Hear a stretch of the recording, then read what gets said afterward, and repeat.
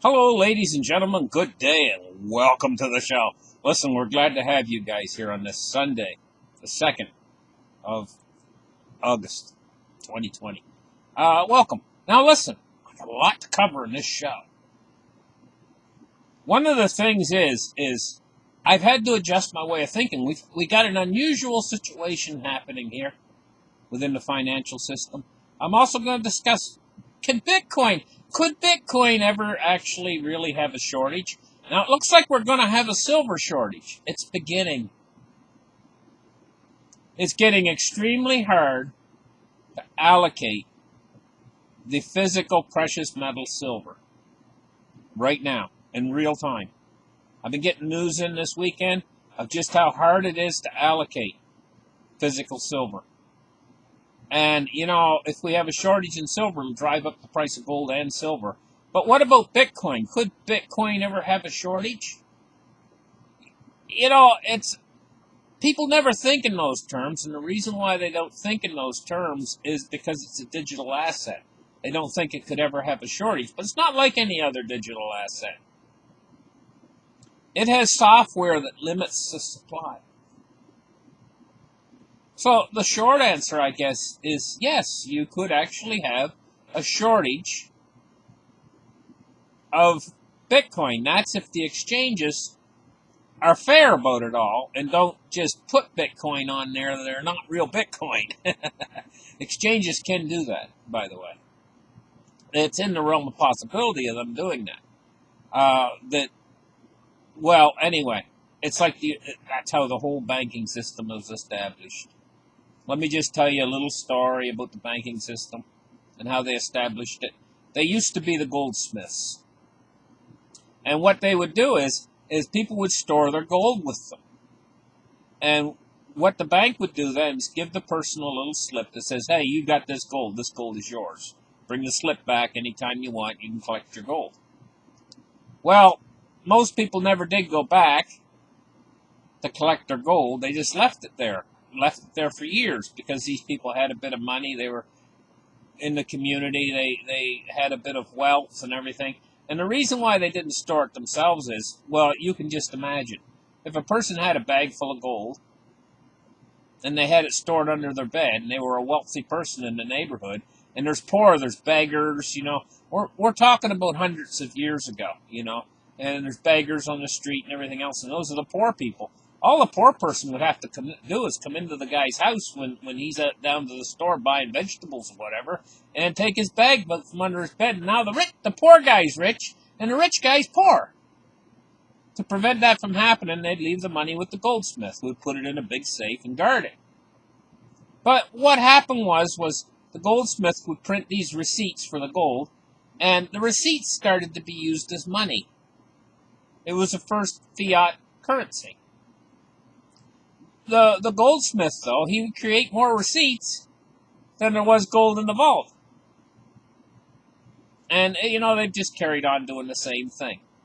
They're printing, there's all your digital money that's in the bank. It's a Ponzi scheme. What they've done is if this money is not actually real, it's all actually credit. And credit is actually debt. The reverse side of credit is debt. So, if everybody in the whole world, in the United States anyway, went into the banks and wanted their money that's on deposit, it doesn't exist. It just doesn't exist. Because it's all actually debt. Money would go poof and disappear. There wouldn't be any money. They've been running a Ponzi scheme.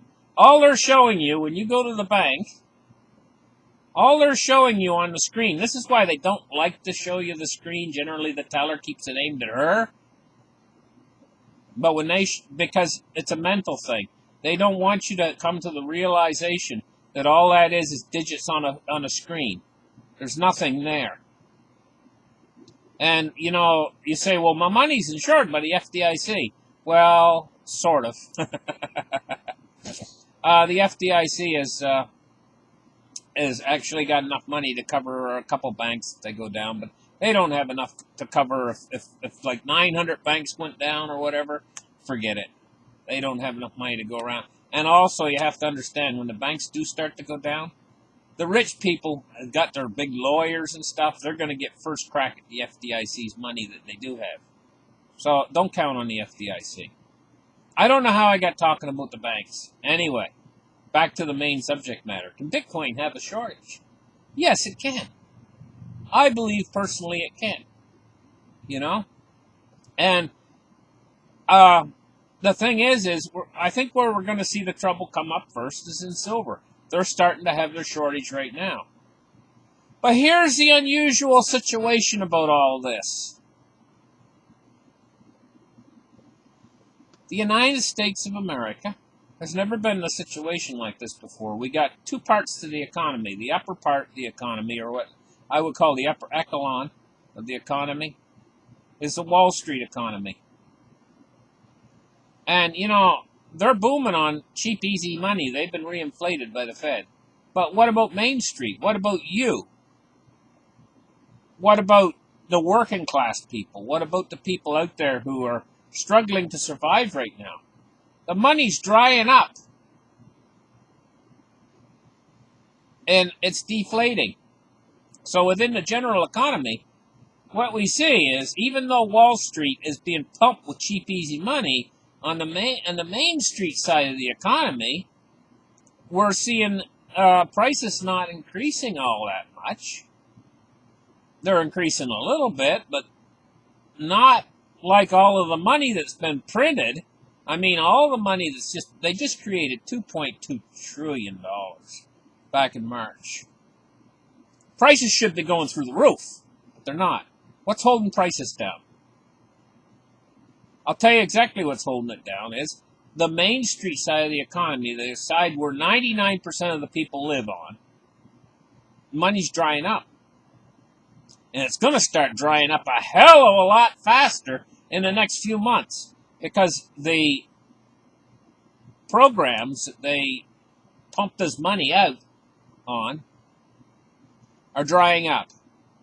Like the $600 a week that they were giving people on unemployment insurance, drying up.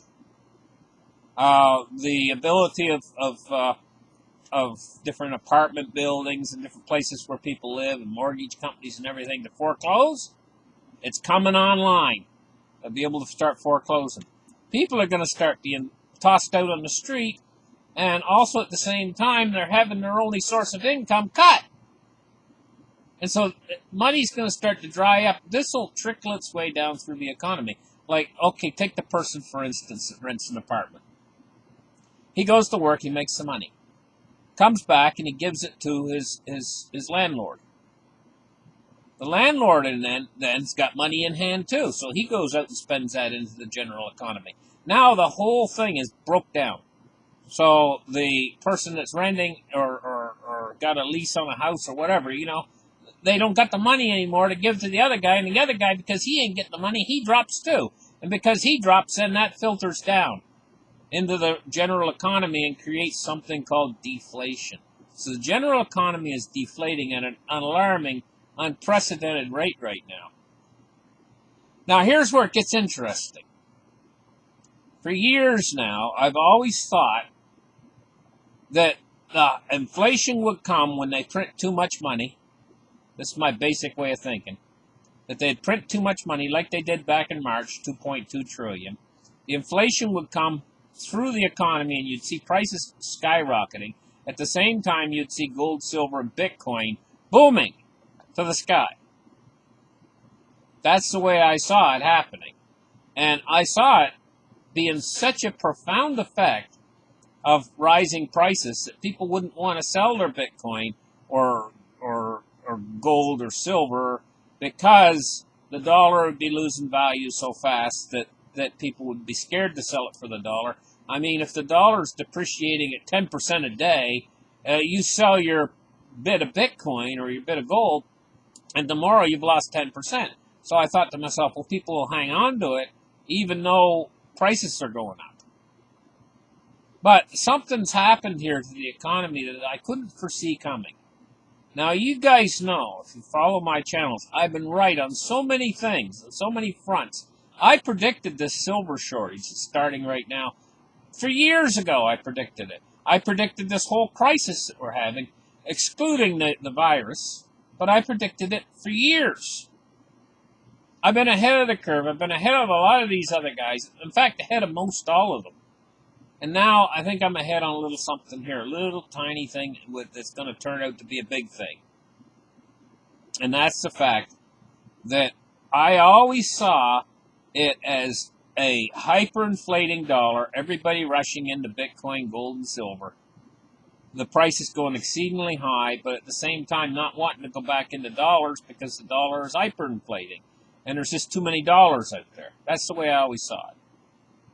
But now, something entirely different's happened. We have a situation where the dollar's not hyperinflating, but still gold and silver are hyperinflating.